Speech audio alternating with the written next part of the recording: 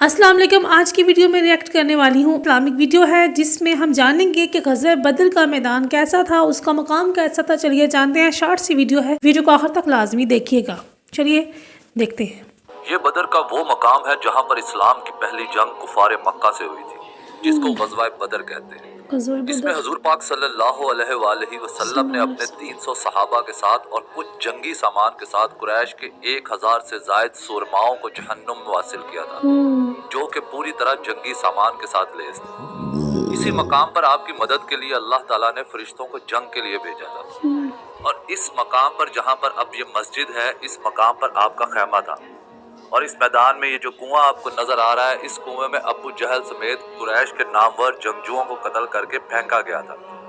और इससे थोड़ा सा पास ही मकबरा शोहदा बदर है, जिसमें इस जंग में शहीद होने वाले असहाब के मज़ार मौजूद हैं। और इस कत्बे पर उन तमाम शोहदा के नाम मौजूद हैं जो उस जंग में शहीद हुए थे। जी तो नाज़रीन, बहुत ही ज़्यादा शानदार वीडियो थी, बहुत ही ज़्यादा ज़बरदस्त तारीख थी।